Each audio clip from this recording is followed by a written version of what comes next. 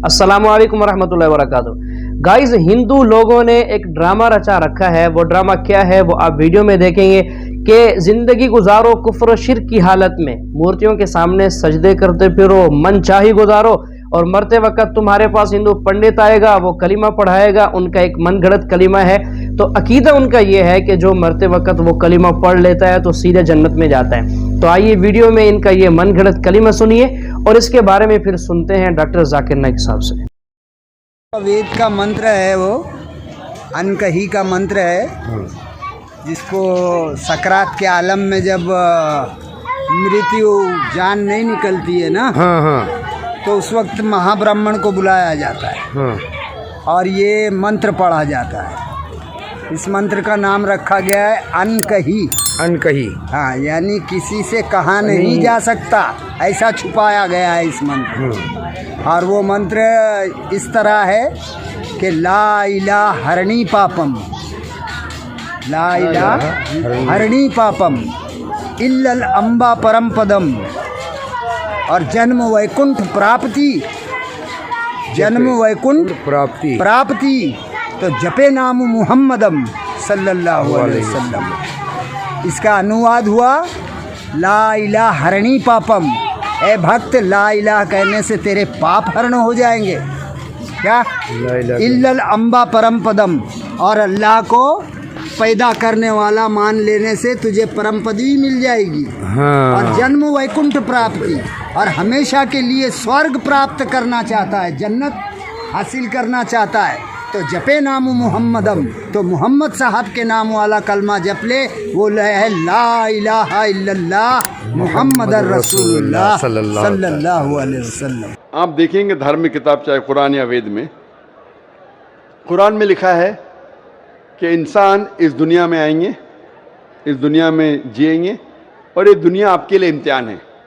फिर आप मर जाएंगे, फिर आपकी अगली ज़िंदगी आखिरत में होंगी। वेद में आप पढ़ेंगे, वेद में भी पढ़ेंगे, ऋग्वेद में जिल्द नंबर 10 में, उसमें लिखा है कि पुनर्जन्म, पुनर मतलब नेक्स्ट, अगला, जन्म मतलब बर्थ, पुनर्जन्म मतलब नेक्स्ट बर्थ, हूबहू जैसे कुरान में लिखा है।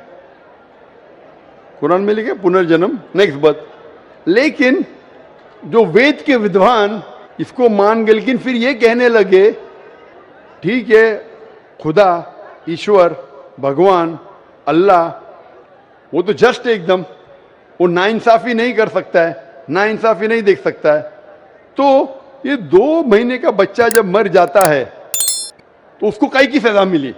इसीलिए उन्होंने एक नई चीज को वजूद में लेके आए, जिसे संस्कृत में कहते हैं संस्कारा।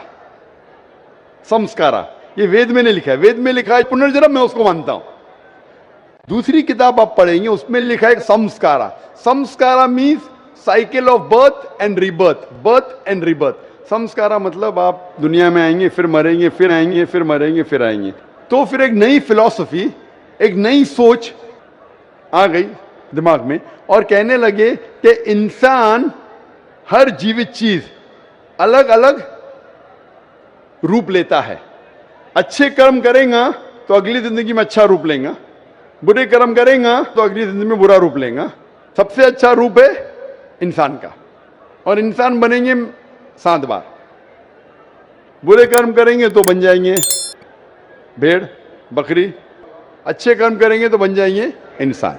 और अगर कोई इंसान 2 साल का बच्चा मर जाता है, उसने पहले जन्म में कुछ गलती किया है। यह संस्कारा है जो वेद में कहानी लिखा है, ये पंडितों ने अपने आप सोचा और लोगों से कहा। इसीलिए आज आम हिंदू संस्कारा में मानता है पुनर्जन्म। पुनर्जन्म में मैं भी मानता हूं, पुनर्जन्म मतलब पुनर मतलब नेक्स्ट, जन्म मतलब जिंदगी, मैं भी मानता हूं, कुरान में लिखा है। लेकिन पुनर्जन्म का ये नहीं मौत जिंदगी, मौत जिंदगी, पुनर्जन्म नेक्स्ट जिंदगी, मैं मानता हूं उसमें, कुरान में भी लिखा है। लेकिन ये पुनर्जन्म को ऐसा रंग दिया गया है कि आप दुनिया में आते, फिर मरेंगे, फिर आएंगे, फिर मरेंगे, फिर आएंगे। तो 2 साल का बच्चा मर गया, उसकी क्या गलती थी? तो ये लोग सोच नहीं पाए। लेकिन इसका जवाब कुरान में है कि 2 साल के बच्चे ने क्या गलती की, क्या गलती की, क्या नहीं की, उसके ऊपर कुरान मजीद में लिखा है। अल्लाह ताला फरमाते सूरह मुल्क में, सूरह नंबर 67, آیت نمبر 2 میں الذی خلق الموت والحیات، کہ اللہ سبحانہ و تعالیٰ نے موت اور زندگی بنائی تاکہ آپ لوگ کو پرکھ سکے آپ میں سے اچھا اعمال کون کرتا ہے۔ تو یہ زندگی ہمارے لیے ایک امتحان ہے، اور امتحان کے اصول دی گئے ہیں، اور اللہ سبحانہ و تعالیٰ ہر انسان کو الگ الگ طریقے سے جانچتا ہے۔ ایگزامینیشن پیپر ہر سال بدلتا ہے کیا نہیں؟ بدلتا ہے نا۔ اگر ایگزامینیشن پیپر کٹن ہے، کوشچن پیپر، تو اس کا جو کریکشن ہے وہ ایگزامنر آسان کرتا ہے۔ اگر ایگزامینیشن پیپر آسان ہے تو کریکشن کٹن ہوتا ہے۔ تو اسی طریقے سے کچھ لوگ کو اللہ نے غریب بنایا، کچھ لوگ کو امیر بنایا، کچھ لوگ کو صحت مند بنایا، کچھ لوگ کو بیمار بنایا۔ کدھر بھی نہیں لکھا ہے قرآن میں کہ غریب انسان اچھا کہ امیر انسان اچھا، یا صحت مند جنت میں جائیں گا یا بیمار جنت میں جائیں گا۔ اللہ تعالیٰ جانچنا چاہتا ہے کہ اگر میں اس کو امیر بنایا تو قرآن کا اصول ہے اس کو زکوٰۃ دینا چاہیے۔ 2.5% اپنے نصاب سے زیادہ جتنا پیسہ اس کے پاس ہے، 85 گرام سونا سے زیادہ پیسہ ہے، 2.5% اس کو ہر سال، ہر قمری سال اس کو دینا چاہیے زکوٰۃ میں۔ امیر تو بن گیا، وہ غریب آدمی کو 0 دینے کا۔ تو زکوٰۃ کے سوال جواب میں اس غریب انسان کو 100 میں سے 100 مارکس، وہ امیر انسان شاید دیں گا ہی نہیں تو 0 مل گیا، بیچارہ فیل ہو جائے گا۔ یا ہو سکتا ہے کہ آدھا دیتا ہے تو کم مارکس ملیں گے۔ تو یہاں ہم بولتے غریب انسان، ارے بیچارہ کیا، اس کو 100 میں سے 100 مارکس مل گئے، زکوٰۃ میں اس کو 100% مارکس، وہ امیر انسان کے لیے امتحان ہے۔ اسی لیے اللہ کے رسول فرماتے کہ غریب انسان کو جنت جانا اور آسان ہے بنسبت امیر کو۔ اور جتنے صحابہ جو امیر تھے ان سے پوچھتا زیادہ ہوں گی، صحابہ تھے اللہ کے رسول کے قریب تھے، پھر بھی ان کی پوچھتا زیادہ ہوئی۔ اللہ نے پیسے دیا، کیا کیا اس کا تم نے؟ آپ سمجھ رہے نا؟ تو اسی لیے اللہ تعالیٰ ڈفرینٹ لوگ کو ڈفرینٹ طریقے سے ٹیسٹ کرتا ہے۔ کچھ آدمی کو اچھی صحت دیتا ہے، کچھ آدمی کو بیمار بناتا ہے۔ ابھی ایک انسان ہے جو شادی کرتا ہے، دونوں میاں بیوی اللہ کو مانتے ہیں، اچھے کام کرتے، ان کا بچہ پیدا ہوتا ہے وتھ کنجنائٹل ہارٹ ڈیزیز، دل کی بیماری سے پیدا ہوتا ہے۔ ابھی وہ بچہ پیدا ہوا، 2 دن کا بچہ ہے، اس کو دل کی بیماری کیوں؟ اللہ تعالیٰ ٹیسٹ کر رہا ہے اس کے ماں باپ کو۔ قرآن کی آیت ہے کہ تمہارے بچے، تمہاری دولت تمہارے لیے امتحان ہے، ایک فتنہ ہے۔ فتنہ عربی میں معنی امتحان، اردو میں فتنہ کے 2 معنی ہوتے ہیں، ایک ہوتا ہے فتنہ، ایک ہوتا ہے امتحان۔ تو قرآن مجید میں فتنہ جب کہا گیا وہ امتحان ہے۔ آپ کے بچے، آپ کی دولت آپ کے لیے امتحان ہے۔ زیادہ دولت ہے تو خیرات میں دینا چاہیے، بچے ہیں تو آپ کے لیے امتحان ہے۔ تو اللہ تعالیٰ ٹیسٹ کرنا چاہتے ان میاں بیوی کو کہ اگر میں ان کے لیے ایسا بچہ پیدا کروں جس کو ہارٹ ڈیزیز ہے، پھر بھی وہ میرے پہ ایمان لاتے کہ نہیں؟ جتنی کٹھن امتحان اتنی ڈگری اونچی۔ آپ بی اے کے لیے اپیئر ہوئیں گے تو آپ کو سمپل گریجویشن بی اے ملتا ہے۔ اگر ایم بی بی ایس کے لیے اپیئر ہوتے، جیسا پاس ہوتا ہے آپ کے نام کے آگے لگتا ہے doctor, but M B B S exam pass کرنا بی اے سے بہت کٹھن ہے۔ میں بھی M B B S pass کیا، چھوڑ دیا، لیکن کیونکہ میں ڈاکٹر سے اور اچھے میدان میں آ گیا، دعوت کے میدان میں آ گیا۔ وہ جو کہہ رہی ہے بہن کہ وہ 2 سال کے بچے کی کیا غلطی، کیا عمر کیا؟ کبھی بھی کچھ بھی پریشانی کسی انسان کو آتی ہے تو 2 چیز ہو سکتی ہے۔ ہو سکتا ہے کہ وہ اس کے لیے پنشمنٹ ہے، یا اس کے لیے امتحان ہے، ایک ٹیسٹ ہے۔ اگر مشکلات پیش آتی ہے، ہو سکتا ہے کہ وہ سزا ہے اس کے لیے یا امتحان ہے۔ اگر وہ انسان صحیح راستے پہ ہے تو اس کے لیے امتحان ہے، اگر غلط راستے پہ تو اس کے لیے سزا ہے۔ تو ہر انسان کو جب بھی مشکلات پیش آتی ہے اسے اپنے گریبان میں جھانک کے دیکھنا چاہیے، میں کچھ غلطی کر رہا ہوں کیا نہیں، میں قرآن و حدیث کے مطابق چل رہا ہوں کیا نہیں۔ اگر چل رہا ہوں تو بولنا الحمدللہ یہ میرا امتحان ہے، اگر نہیں چل رہا ہوں تو بھائی چلنا شروع کر۔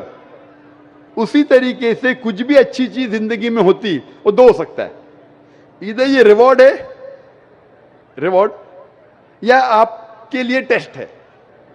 हो सकता है कि आपके लिए कोई इनाम है या आपके लिए इम्तिहान है. तो ये जो टेस्ट होता है, एक इंसान कार एक्सीडेंट में मर जाता है तो अल्लाह ताला बोलता है ये इंसान का टेस्ट है 40 साल के लिए. 40 साल जो पूरा हो जाता है उसका टेस्ट खत्म, घंटी बज जाती, वो एक्सीडेंट में मर गया. वो बच्चे का इम्तिहान 2 साल के लिए था. वो बच्चा मासूम है, कुछ गलती नहीं की जन्नत में जाएगा. टेस्ट था उसके वालिदैन के लिए, उसके माँ बाप के लिए, कि माँ बाप जब 2 साल का बच्चा मरता है फिर भी अल्लाह पे यकीन रखते क्या नहीं. तो वो बच्चा अगर कोई गुनाह नहीं करता वो डायरेक्ट जाता है जन्नत में. वो माँ बाप का टेस्ट है कि वो बच्चा मरने के बाद फिर भी अल्लाह पे यकीन रखते हैं क्या नहीं. तो वो उनके लिए इम्तिहान है. किधर भी नहीं लिखा है कुरान या हदीस में कि अगर वो बच्चा 2 साल का है कि उसके लिए सजा है. वो सजा किधर है? उसका इम्तिहान खत्म हो गया. 2 साल तक इम्तिहान था, टेस्ट पेपर खत्म. और हर बच्चा जब पैदा होता है वो मासूम होता है. बच्चा अगर मरा तो इंशाअल्लाह वो जन्नत में जाएगा.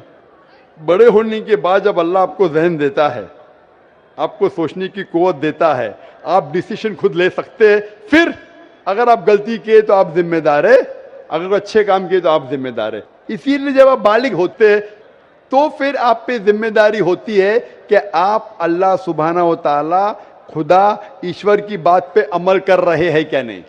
आज इतना बड़ा मजमा है माशाअल्लाह, लाखों लोग, 5 लाख 10 लाख कितने पता नहीं, लेकिन माशाअल्लाह हज़ारों की तादाद में गैर मुस्लिम भी है, हज़ारों की तादाद में गैर मुसलमान भी है. आपने मेरा पैगाम सुना. अभी आप जब घर जाएंगे तो आपसे पूछ भी होंगी ना ऊपर से कि आपने पैगाम सुना, अमल किया कि नहीं. अगर पैगाम सही नहीं लगा तो सवाल क्यों नहीं पूछे, अगर सही लगा तो अमल क्यों नहीं किए. तो उस तरीके से अल्लाह ताला इम्तिहान लेता है लोगों का. अगर पैगाम सुनने के बाद फिर भी आप अमल नहीं करें तो आखिरत में आप जवाब क्या देंगे. आप ये नहीं बोल सकते ना मुझे किसी ने नहीं कहा. वो था एक जाकिर आदमी जो था, मुंबई से आया था, उसने तो कहा, तो आपने क्यों नहीं उसके ऊपर अमल किया. अगर उसका पैगाम गलत था तो क्यों नहीं उसे पूछा. तो मैं मेरा पैगाम पहुंचाने के अलावा आपको मौका देता हूं भाई पूछने के लिए, आप पूछ सकते. तो मेरी जिम्मेदारी पूरी. फज़क्किर इन्नमा अंत मुज़क्किर. अल्लाह ताला कहते हैं कि रसूल से चैप्टर नंबर 88 सूरह गाशिया में वर्स नंबर 21-22, फज़क्किर इन्नमा अंत मुज़क्किर. आपका काम है पैगाम पहुंचाना, हिदायत देना अल्लाह के हाथ में. तो मैं सिर्फ पैगाम पहुंचा रहा हूं. तो उस बच्चे की कोई गलती नहीं, ना उसने कुछ गुनाह किया. वो टेस्ट है, इम्तिहान है उसके वालिदैन के लिए. जिस तरीके से कुरान में कहा गया है कि आपके बच्चे, आपकी दौलत आपके लिए इम्तिहान है.